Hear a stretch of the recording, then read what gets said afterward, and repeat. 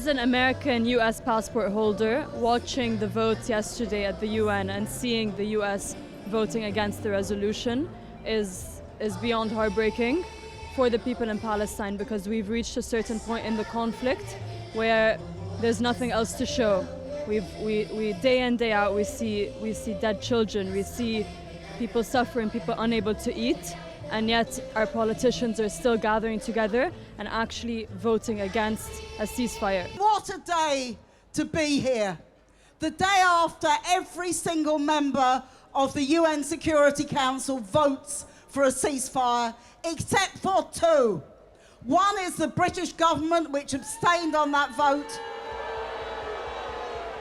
and the other is the United States government, which voted against it. And when you think about what this means, I remember when we had apartheid South Africa, this was exactly the same. Every single time there was a resolution, the British government vetoed it.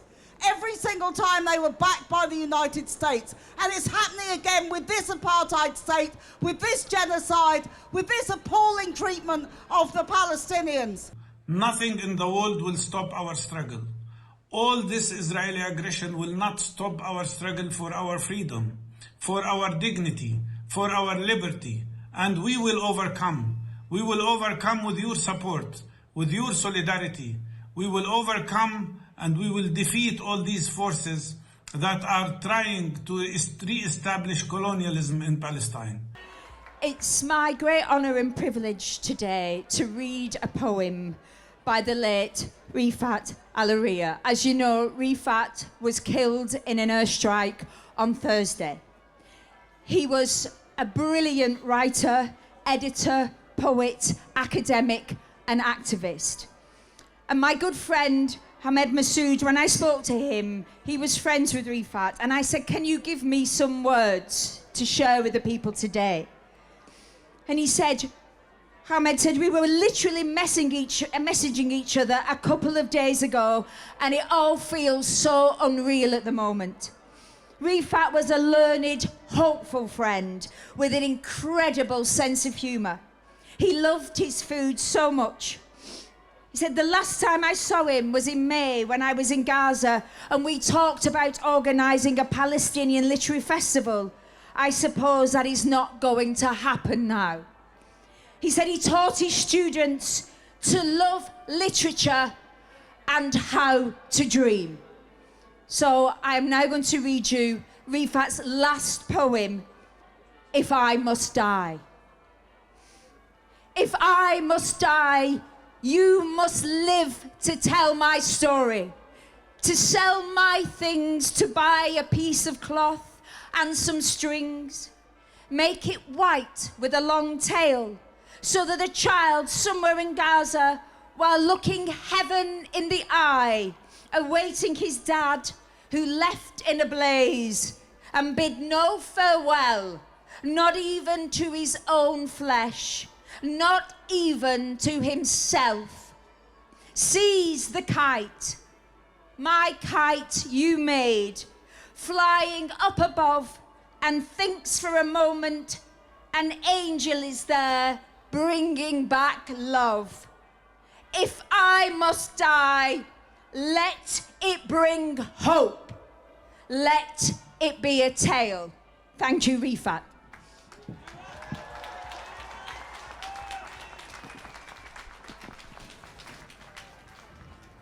Thank you, Maxine, for those heartfelt words. I'd like to ask you all to join us for a minute's silence in remembrance of all the Palestinians who have been killed over the past 9 weeks.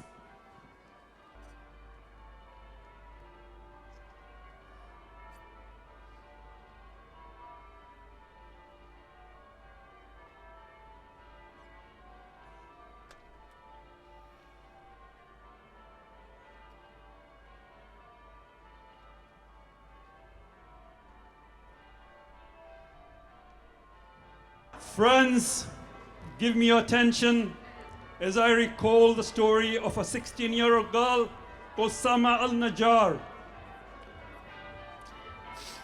Sama was born in 2007 under Israeli siege. In 2008, when Sama was just 1 year, Israel carried out Operation Cast Lead.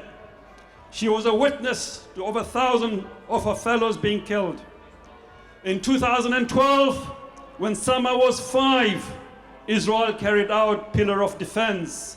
For over 8 days, she witnessed other hundreds of people killed. In 2014, when Sama was just 7, Israel carried out Operation Protective Age. Sama witnessed the killing of over 2,000 of our fellow friends, family, and relatives. In 2021, when Sama was 14, Israel again killed 256 people. In October 2023, when Sama reached the age of 16, the horrors of the past 16 years turned into a living hell. Israel routinely kill every child every 15 minutes. The bombs Israel is dropping are so powerful that they're ripping the bodies into pieces. Parents are writing the names of their children on the legs, on hands and stomach, in the dread that if their child is bombed, then maybe they'll be able to recover some part and identify their child. I regret to report Sama was one of this child. Those children, unlike Sama, who are not killed, suffer from post-traumatic disorder 24/7. Children in Gaza have stopped dreaming of the future because they don't know if they have a place in the future. It can be not right, my friends, that a child is told 5 minutes before their house is bombed to vacate it. It cannot be right to ask a child to move south and then bomb the south. It cannot be right for a child to fear the outside. Israel has ripped the innocence of the children in Gaza. Israel has stolen the childhood from the children of Gaza. And Israel is indiscriminately killing the children of Gaza. Children of Gaza have a right to ask Israel, why me? And children of Israel have a right to ask, where is the world? My friends, it is our responsibility to say to the children of Gaza, we are here for you and stop the genocide. It is our responsibility to say to the children of Gaza, we will heal the wounds caused by Israel. It is our responsibility to say to the children of Gaza, we will balm your pain. However, we will never replace your stolen childhood, nor replace Sama. But we will help you on the road to freedom and help make Gaza a safe home. My friends, it is time to stop the genocide and do whatever we can. So free, free! Free, free! Free, free! Thank you very much. This is the naked face of imperialism and of colonialism. And Israel could not continue their horrific crimes without the support of the United States, of Britain, and the European leaders. So they are all complicit with this now. The conscience of the world is on the streets here, and the criminals are in that building, the ones who couldn't even vote to say ceasefire. But it's not just ceasefire. If there was any doubt, there is none now. The state of Israel has no place in the civilized world. As a Jewish person, I am so disgusted and ashamed to see the IDF instituting a Chabad house in Gaza. It is nothing less than a Chilul Hashem, a desecration of the very name of God. to weaponize and instrumentalize the ancient religion of my ancestors in the name of a very modern genocide. It is a Hilul Hashem. And when I light my Chanukia tonight, I'm not thinking about one of the world's most powerful militaries. I'm not thinking of people committing ethno-nationalist violence, committing genocide notionally in my name. I'm thinking of doctors in Gaza who know they don't have enough fuel, but they treat their patients anyway. I'm thinking of parents who don't know if they'll wake up tomorrow, but they put their children to bed anyway. I'm thinking of all of us when it seems so hopeless, who come and march anyway. Greetings, everybody. My name is Mary Mason. I'm a former Labour, but now independent socialist group councillor in Haringey. I have to say, just before I start, that I have had many more people in my area supporting my stand rather than people who have been against it, which is very, very reassuring. Genocide can never, ever be just. And let's be clear, this is beyond death. It's beyond national and international law. The destruction of Palestine homeland, choosing to bomb hospitals and schools, knowingly killing civilians, babies, children. This is ethnic cleansing, attempting to strip people of their humanity. Nothing to do with progress, nothing to do with global or economic security, and nothing to do with democracy. It's also nothing to do with understanding the resistance and resilience of people and the support Palestinians have across the world. So now it is that time to be human. It's time to stand together, to use all the different ways and means we can to join together and say no.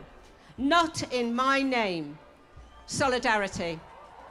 So where are our political leaders? None of them were voted in by the electorate. None of them were voted in by you. They are placeholders bought by international power brokers. Conservative friends of Israel, Labour friends of Israel, follow the money. They are friends with benefits. Our party leaders are puppets dancing to the tune of lobbyists and corporate donors who have bought their souls. Where is their integrity? Where is their honour? Where are their values? Without these, they have no authority over us. As a black South African born Oxford City Councillor, it was very important that I put the historical context of apartheid, so I could draw similarities in our occupation by the white South African racist regime, and to vehemently state that Israel is a racist regime. It is an apartheid state. It was Nelson Mandela who stated that our freedom with Palestine was intertwined. We will never be free until Palestine is free. It was on those grounds that me, along with 10 councillors in Oxford, we resigned from the Labour Party. And we have since moved a motion, a unanimously supported motion of ceasefire. I would also like to state that we must not vote for the politicians who do not support the ceasefire. No ceasefire, no vote. We have the power of the people who have refused to be silenced by those in power. They have cut the food and electricity off of Gaza, but they've lit a fire in each and every single one of us. They have left us all hungry for justice.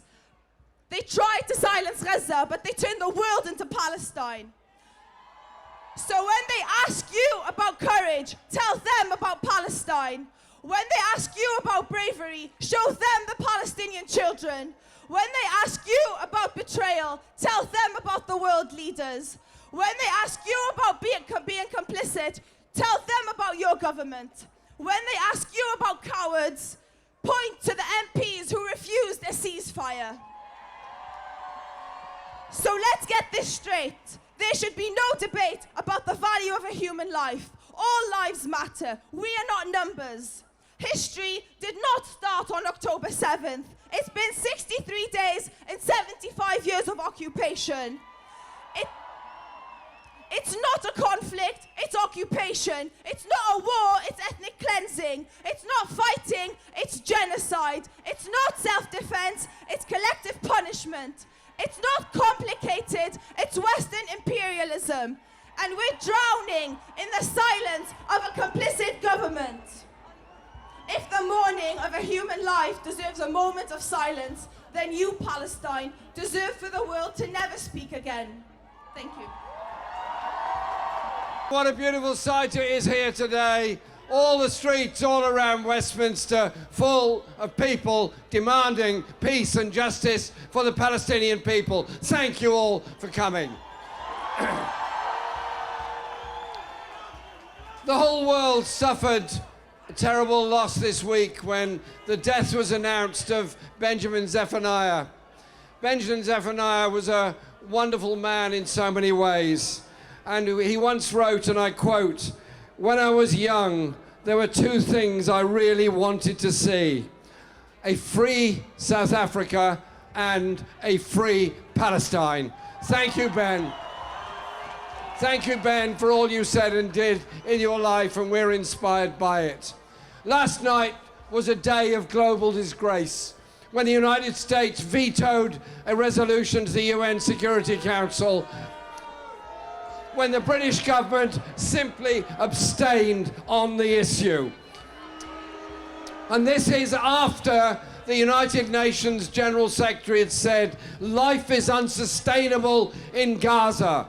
The entire population being corralled into an area smaller than that of an airport, with little food, little water, no medicines, no means of escape, no means of living anywhere in safety. And the death toll has now surpassed 17,000 people killed in Gaza since this particular conflict kicked off, on top of the 1,200 killed in Israel before that. We have the most disgraceful global situation where we are essentially observers live on television of first world weapons being used to destroy a people who have nothing but their own dignity and wish to survive.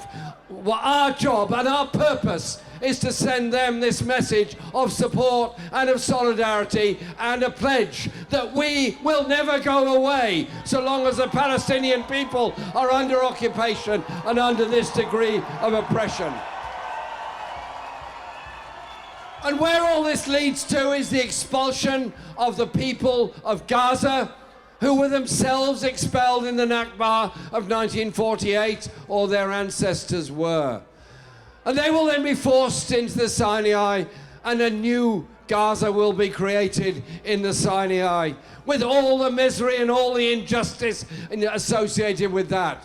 So the disgusting behavior of Western governments who simply cannot see that they are complicit in the killing of so many Palestinian lives by their supply of weapons and their refusal to do anything to demand a ceasefire. And it's not the only part of Palestine that is being so disgracefully treated at the moment. I just want to say two last things because there's limited time for speaking. I got a message this morning from my friend Mick Bowman, who walked to Palestine as an act of solidarity from his home in Newcastle. And he sent me a message from the South Hebron Hills, where he is at the moment. And he says the settlers have been armed with 20,000 assault rifles.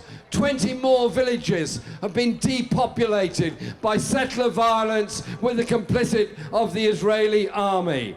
And he is at the village of Kalat el Dabar, which is he is defending along with other people. He said, tell the people at the rally in London today, solidarity with the people of the West Bank and of Gaza and of the refugee camps. Solidarity with all Palestinian people. And I say to my colleagues over there in Parliament, shame on you! Shame on you for not being prepared to vote for a ceasefire. Shame on you for doing nothing about the arms trade that fuels this war. And if I just may finish on this one line.